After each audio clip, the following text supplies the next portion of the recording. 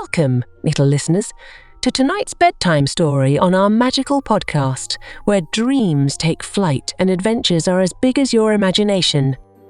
Imagine a world where the trees whisper secrets, where streams sing lullabies, and where every creature has a song in their heart.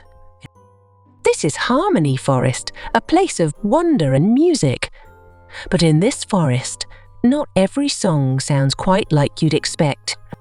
Get comfortable, little ones, for today we're about to meet some very unusual friends in our story, the choir of misfit animals. In the heart of a lush, green valley, there was a magical place called Harmony Forest.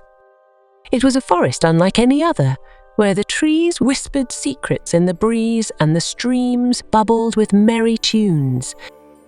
The leaves rustled in perfect rhythm, and even the raindrops seemed to fall in a delightful pattern. Every year, as the first flowers of spring bloomed, the forest buzzed with excitement for the annual Forest Melody Festival, a grand celebration of music and song. Animals from every corner of the forest would prepare their most beautiful songs, practicing day and night until their melodies were perfect. Well, almost everyone was excited. In a quiet corner of Harmony Forest, away from the rehearsals, lived 5 friends who loved music more than anything but had a problem. Their sounds were different. They watched from the shadows each year as other animals performed, their hearts full of longing to join in.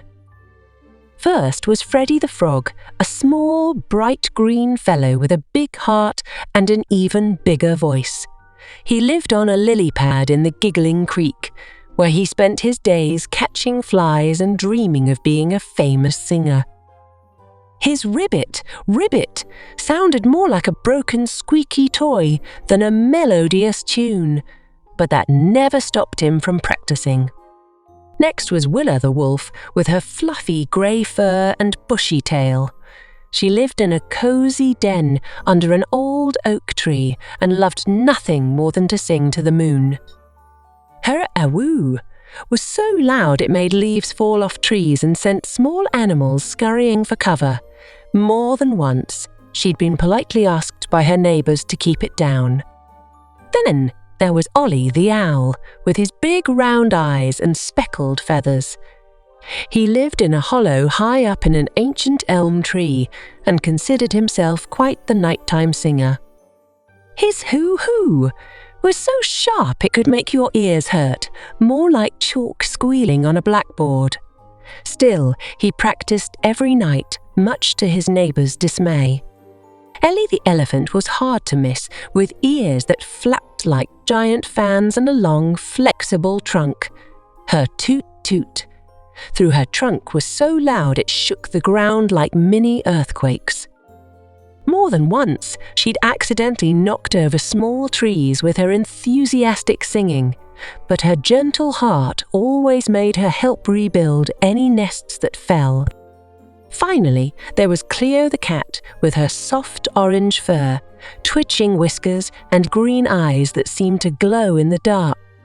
She lived in a sunny spot near the forest's edge and fancied herself quite the songstress.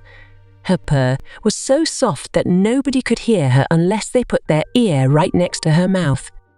It was less like singing and more like a gentle breeze rustling through grass. These 5 friends would often get together and talk about their love for music, wishing they could join the festival. But year after year, they were politely but firmly told that their unique sounds might not quite fit in with the festival's harmonious theme. One sunny morning, as Freddie watched dragonflies zoom across the water, an idea struck him. He leapt high into the air with excitement and set off to gather his friends. Soon, they all met at the big oak in the centre of the forest. "Friends," Freddie began, "I have the most exciting idea. What if we don't try to sing like everyone else? What if we make our own group with our own special sound?" His friends looked confused. "But how?" Willa asked. "How do we turn a... well, our noises into music." Freddie grinned. "We practice. We listen to each other. We try different combinations. We experiment. It might not be easy, but I believe in us. Who's with me?" The friends sat in thoughtful silence, considering Freddie's words. They had all dreamed of performing at the festival, but none had dared to imagine it could actually happen. Now, as they looked at their enthusiastic friend, a spark of hope began to grow in their hearts. One by one, they agreed, and the Misfit choir was born. Their first practice was a disaster. Freddie's loud ribbit clashed with Willa's mournful awoo.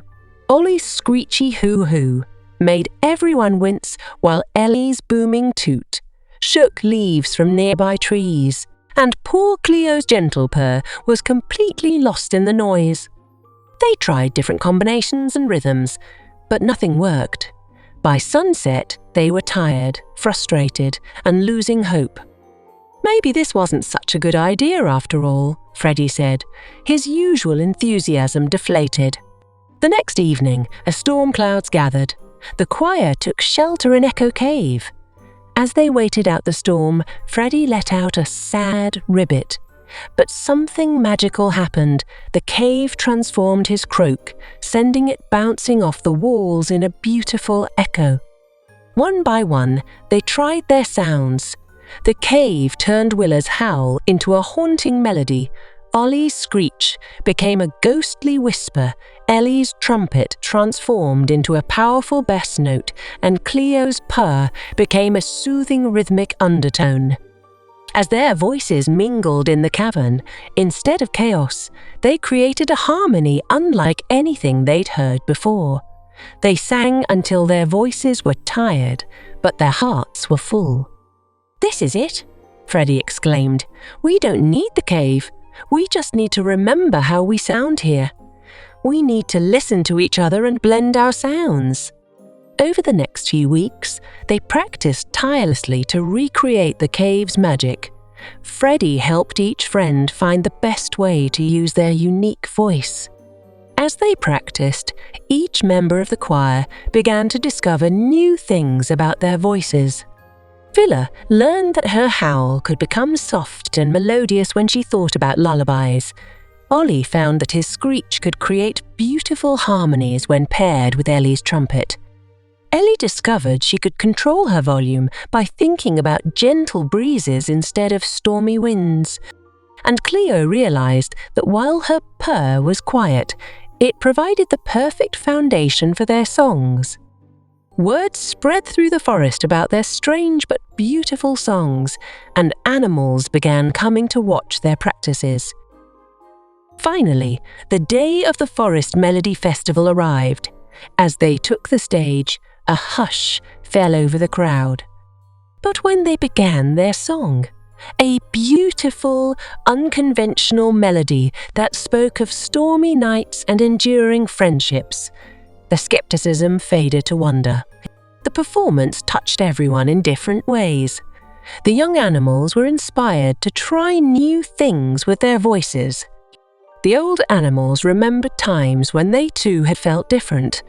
Even the festival judges, who had initially been skeptical, found themselves swaying to the unusual but beautiful melody. When the last note faded away, the meadow erupted in cheers. The festival organizers awarded them special recognition for most unique and inspiring performance. After the festival, Harmony Forest changed. Animals who had once been shy about their unique sound stepped forward with newfound confidence. A tone-deaf mockingbird formed a percussion group, a rainbow-skinned frog choir emerged, and even grumpy old Mr. Badger revealed a talent for whistling. One evening, as the choir gathered by the giggling creek, Freddie looked at his friends with pride. "We did it," he said. "And do you know why?